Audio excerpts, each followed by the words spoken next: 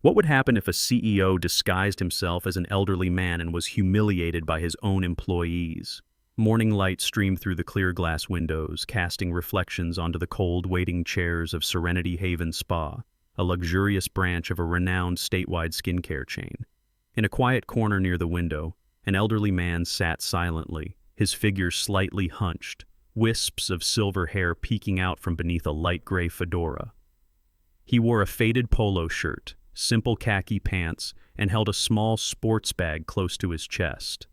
Thick glasses obscured most of his face, leaving only a tired, patient gaze. Behind the reception desk, a young woman named Tina, with long, glossy hair pulled into a high ponytail and eyelashes curled to perfection, was completely absorbed in her phone.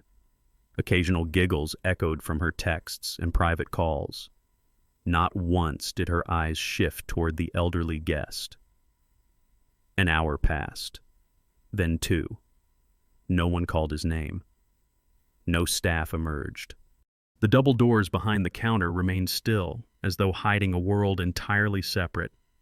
Eventually, the elderly man quietly stood, approached the reception desk, and spoke softly. "Excuse me, I had a skincare consultation scheduled at 10 o'clock. Is anyone available to assist me?" Tina didn't look up, her lips pressed tight as if she had just been disturbed mid-vacation.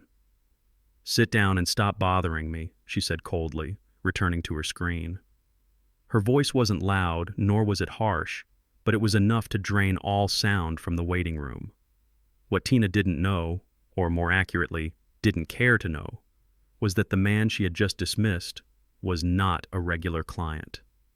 He was Elijah Monroe, CEO and founder of the Serenity Haven chain, the very man who had built the entire spa empire from nothing just 6 years ago. His visit that day wasn't to receive skincare services. He had come to see for himself what internal reports had conveniently left out: the indifference, the neglect, and the lack of respect shown by those representing his brand at the front lines. What truly broke his heart wasn't being ignored. It was when he quietly turned back to his seat and an elderly woman sitting next to him whispered wearily, "I've been here since 9:30. They don't even know we exist." Elijah said nothing. He looked down at his hands, the same hands that had signed multi-million-dollar deals, the same hands that had lifted up hundreds of employees. But now, they trembled. Not from anger, but because he had seen with undeniable clarity the truth behind what Serenity Haven proudly called a premium customer experience. Elijah stood up and left the spa in silence, but he knew he would return the next morning, not as a dismissed client, but as a trainee staff member, ready to confront the root of the problem and rewrite the very principles he once laid down. At 7 a.m. the next morning, the back parking lot of Serenity Haven was still covered in a light mist. Elijah Monroe, this time going by Fred Jenkins, stepped out of an old car temporarily borrowed from the maintenance lot. His hair had been trimmed short and dyed black. A fake tattoo peeked out from his right arm. His worn-out sneakers blended in with his plain resume, one so bare it almost disappeared. No degree, no office experience, just a single line that read proficient in customer communication and phone use. It was just vague enough to avoid suspicion, yet passable enough not to be rejected. The branch manager, Donna Walker, walked out of her office briskly with a work schedule in hand and barely glanced at Elijah.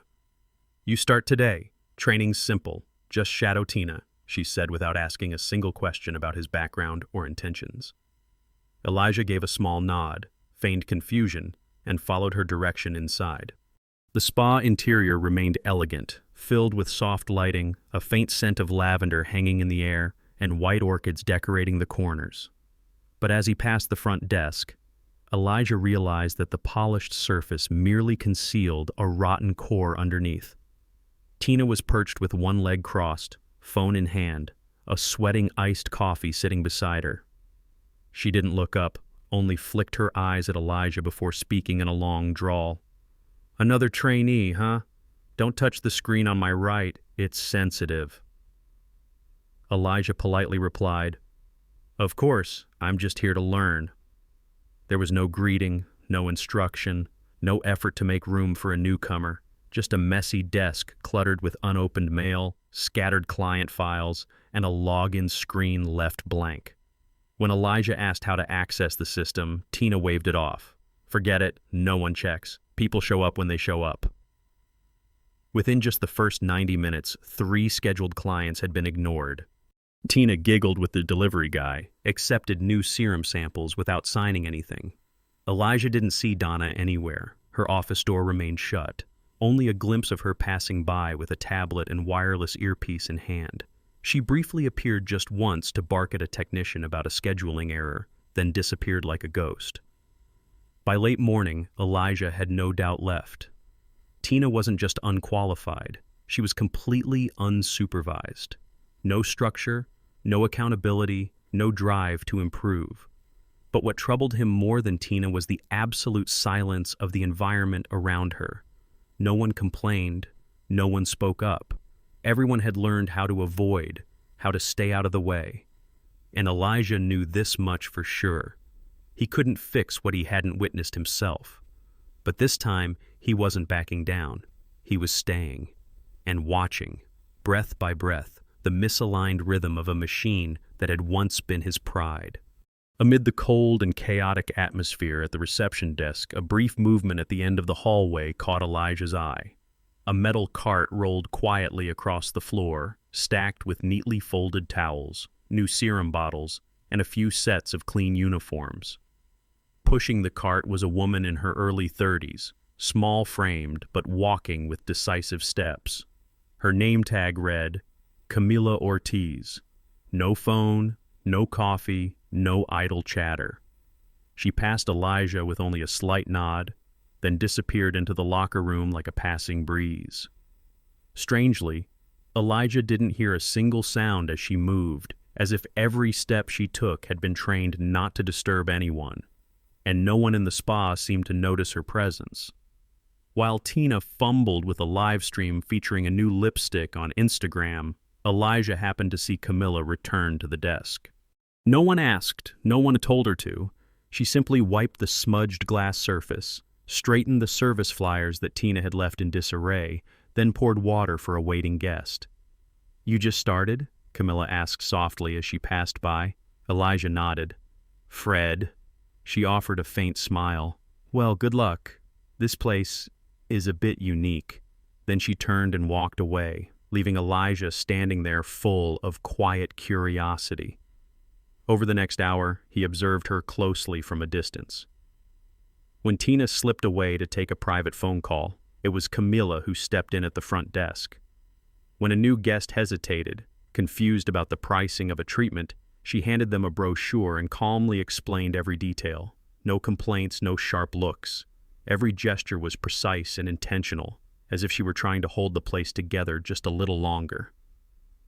At lunch break, Elijah sat alone in the break room, nibbling on a granola bar and thinking about Camila. He came to a quiet realization. This woman, with her clear eyes and ever-moving hands, was preserving the last fragments of what Serenity Haven once stood for. And sadly, she too was being overlooked. She wasn't just a hard-working staff member, she was a conscience still alive within a system that had grown indifferent. Elijah understood then that he wasn't merely investigating misconduct, he was rediscovering the soul of his entire spa chain. And perhaps that soul had a name. Camilla. Near the end of the lunch hour, as staff members gradually filtered out of the break room to prepare for the afternoon shift, Elijah remained seated alone at a corner table next to the old water dispenser. The low hum of the air conditioner filled the silence, and the flickering fluorescent lights above pulsed in sync with the tangled thoughts running through his mind. Then a familiar voice rang out from the hallway beyond a partially open door, sharp, mocking, and laced with disdain. "Yesterday, some old guy sat around forever, face all wrinkled like a dried prune, then threw a fit because he had to wait so long. Come on, this isn't an ER." Elijah froze. It was Tina. She was on the phone, and the old man with a prune face was none other than him, disguised as Frank Harris. A giggle followed her words like a blade slicing through the last shred of his patience. But Elijah didn't explode. Instead, he slowly looked down at his hands. still dusted from the old client records he'd reorganized that morning in the file room. Tina's words didn't make him angry, they made him clear-headed. This wasn't just about one careless employee. It was about a culture of contempt that had taken root too deeply. A culture that had normalized disrespect for customers until it became the punchline of a joke. Less than a minute later, Camilla pushed open the break room door, holding a folder that needed review. She glanced at Elijah, who sat unusually still, his face calm but distant, and gently placed the papers on the table. "You okay?" she asked. Elijah nodded. "I'm just thinking about how the most important things are often dismissed as trivial." Camilla looked at him for a moment, then turned to leave. No questions, no judgments, just a look of quiet understanding from someone who had heard too many stories like that but never had a voice to speak out. Elijah wasn't sure what disturbed him more, the blatant cruelty of Tina or the quiet helplessness of people like Camilla. But he knew one thing for certain. If he walked away again, he would be complicit in the very system that rendered decent people invisible. And this time he had no intention of standing on the sidelines. The next morning, Elijah arrived earlier than usual. The spa hallway was still quiet. The scent of jasmine oil had yet to spread evenly through the air. As he walked past the reception desk, he noticed Tina's iced coffee already sitting atop a stack of unopened files, though she herself had yet to appear. A few minutes later, the soft sound of footsteps echoed down the corridor. Camilla, neatly dressed in uniform and pushing a cart of fresh towels, appeared at the far end. "You're early," she said without stopping. Elijah smiled. "Just trying to make a good impression." Camilla gave a tired but sincere nod and disappeared toward the treatment room. At exactly 8:22, Tina walked in, carrying her oversized beige designer handbag, phone pressed to her ear, and speaking in a shrill voice. "She's mad because of her weight. That's it. Thinks going to a spa is some kind of magic trick." She laughed loudly and ended the call with, "I'm at work now, bye." Elijah heard every word. Less than 10 minutes later, a woman in her 30s walked in. Neatly dressed, her expression showed signs of stress as she held her appointment slip. She had a full figure, walked slowly, and seemed to shrink herself within the gleaming space. Tina glanced at her for barely a second, then turned to a passing technician and said loudly, "She must think we have a magic weight loss service." The technician hesitated, forced a polite smile, then hurried off. The woman approached the desk, hesitating. "I'm here for an arm hair removal consultation. I saw the ad." Tina didn't smile. She looked her up and down, then pointed to the woman's waist area.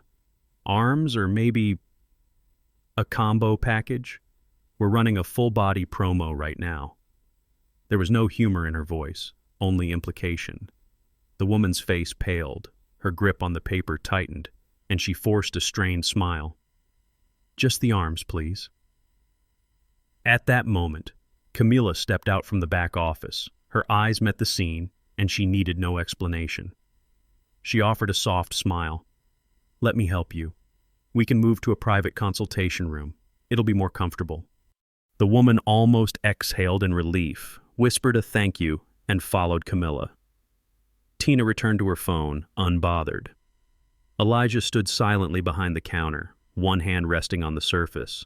Not angry, not shocked, only realizing something far more insidious than prejudice, a numbness that had become reflex, an insult disguised as everyday teasing, a slow drip poison that eroded dignity and trust with every word that seemed harmless on the surface. Elijah had no doubts left. This wasn't just a spa in need of correction. It was a space that needed complete cleansing, and he was ready to begin.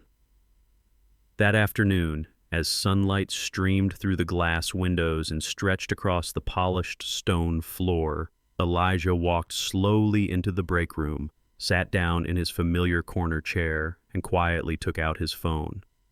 There was no need for further deliberation, no need to wait for another report. What he had witnessed was no longer isolated behavior. It was a structural fracture from within. Elijah scrolled quickly through his contacts and stopped at the name. Clarissa Yoon, Regional Head of Human Resources, personally hired by him 2 years ago. The call connected by the second ring. Clarissa speaking. Her voice was as professional as ever. "This is Elijah," he said, his voice low but firm. "I need you at Branch 5, today." There was a very brief pause, then Clarissa responded, "I'll be there by 4:30. Is something serious going on?" Elijah replied calmly, "Yes, and I'm not letting it fester through the weekend." At exactly 4:32, Clarissa entered through the staff entrance. Charcoal gray tailored suit, soft-soled shoes, a slim folder in hand. She wore no name tag, greeted no one at the front desk, just nodded at Elijah and went straight to the back office, where manager Donna was reviewing the weekly evaluation sheet. "She's not scheduled for an inspection today." Donna frowned as Clarissa opened the door. "Just a routine check," Clarissa smiled, her eyes not leaving the manager. "Let's begin." Tina was called in a few minutes later. Still wearing her tight uniform, iced coffee in hand, she gave a dry smile as if this were just another casual meeting. No hint of suspicion, no sign of remorse. But 10 minutes later, the door opened. Tina stepped out first, bag in hand, jacket over her shoulder, eyes straight ahead. No tears, no arguments, no words. Just a blank stare, like someone waking from the illusion of power. Elijah said nothing. He simply stood up, picked up the broom from the corner of the room, and began sweeping the lobby. No one asked why the intern was cleaning near the end of the shift. No one found it strange. Only Camila, from behind the counter, looked up at him and let out a quiet breath. The tension in the air had softened.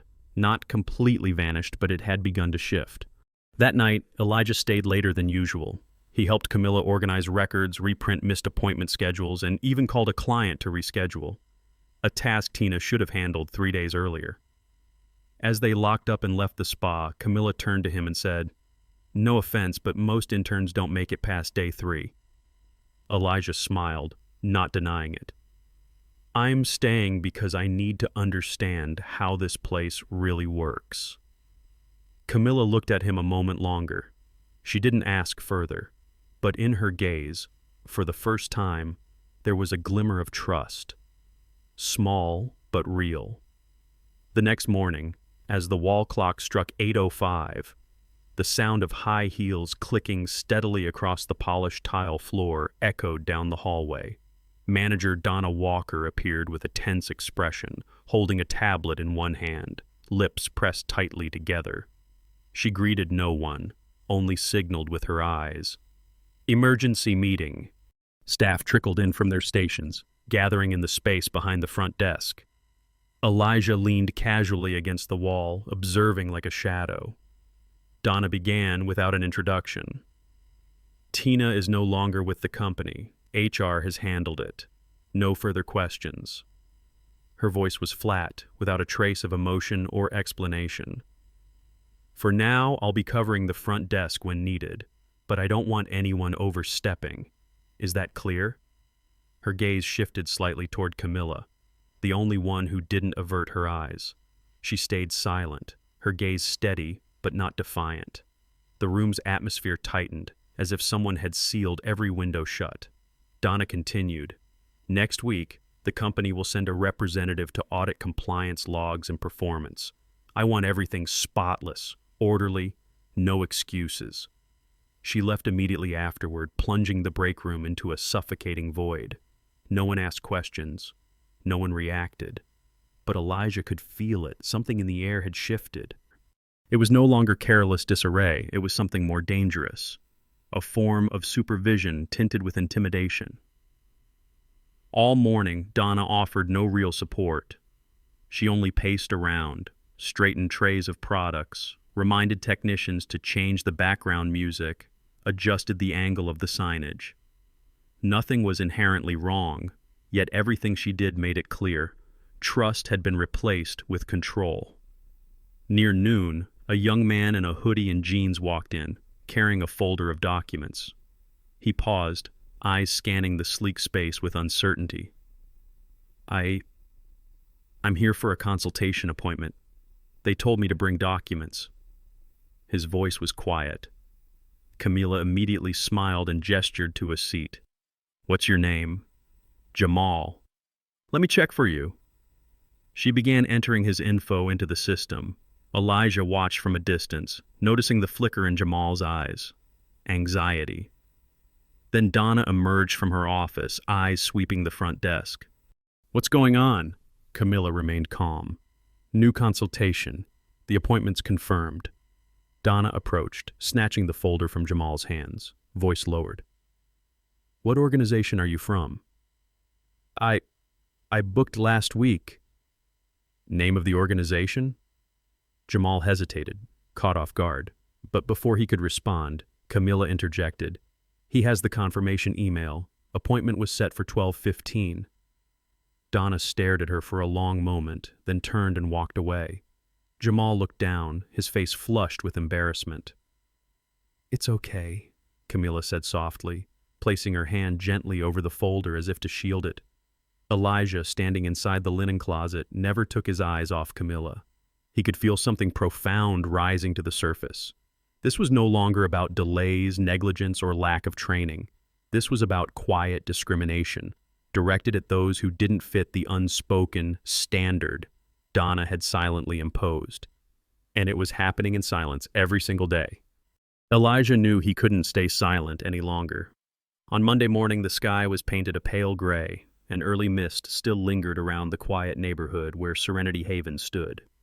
Inside the spa, staff began arriving, easing into their familiar routine, checking serums, folding towels, turning on background music. But today, something was different. Elijah Monroe, no longer Fred Jenkins, entered through the back employee door, wearing a deep blue dress shirt, hair neatly combed, his glasses tucked in his pocket. He wasn't playing a role anymore. Today, he was himself. And he didn't come alone. Two individuals in light-colored suits, one a regional operations executive, the other a dedicated HR advisor, followed close behind. Without a word, they walked straight to the back office. Manager Donna looked up, and her expression froze for a split second. "What's going on?" she asked, her voice pitched higher than usual. "We need to speak in private," said Clarissa, head of HR, firmly. The door shut behind them. The front lobby fell silent. Camilla stood behind the counter, looking at Elijah. "What's happening?" she asked softly, as if afraid to disturb the fragile tension in the air. Elijah simply nodded, saying nothing. He was no longer Fred, and in his eyes Camilla recognized that the quiet trainee who had watched her closely was, in fact, the very man who had built and upheld the values she'd been trying to protect all along. Her mouth opened as if to speak, then stopped. She didn't need to ask anymore. She understood. 15 minutes later, the door opened. Donna did not return. Instead, the regional director stepped out, holding a clipboard, his expression solemn. Elijah stepped forward, taking his place in front of the reception desk. One by one, the staff began to gather. Technicians, part-timers, even the cleaning crew. The ones who had always stayed silent because no one had ever given them a chance to speak. "Elijah Monroe," he said, not loudly, but with unmistakable clarity. "I'm the founder of Serenity Haven, and today, I'm not here to make a speech." Every eye turned toward him. "I came here as someone invisible, because I needed to see the truth, unfiltered by email or reports softened with polite language, and I've seen enough." He looked at Camilla, then to the empty space behind the counter, where Tina used to sit. "I saw apathy treated as normal, discrimination masked with false politeness, and dedication buried beneath silence." His voice dropped. "Starting today, that ends." He turned and reached his hand toward Camilla. "Camila Ortiz, you've carried a weight no one asked you to, yet you carried it anyway. From today forward, everyone will know. You are now officially the assistant operations manager of this branch." She looked at him, eyes shimmering but no tears falling. Just a nod, quiet, yet carrying the weight of an entire career spent unseen. That entire day, the spa continued its operations as usual, but the air felt different. The glances exchanged were different. Even the greetings to clients, softer, more sincere. When Elijah left in the late afternoon, he looked back toward the front desk, where Camilla was calmly explaining procedures to an elderly customer. her voice gentle, her smile genuine. "You don't need to thank me," Elijah said quietly. "You created this long ago. I just did what was right." Camilla didn't reply, only turned back to her work. But inside her, and in everyone who had witnessed it, something had shifted, a renewed belief in quiet justice. And sometimes, to change a system, all it takes is one person standing up to say, "I've seen enough." In any organization, culture is not built through slogans, but through how people treat one another when no one is watching. Elijah Monroe proved that leadership does not require power to command, it requires the courage to listen, to recognize what is right, even when it is hidden behind fake smiles and flawless procedures. If this story made you reflect, be sure to like and subscribe so you won't miss the moving and meaningful journeys behind the polished facade of business. And what do you think about how Elijah chose to face the truth? Leave a comment with the words, "Dare to Face."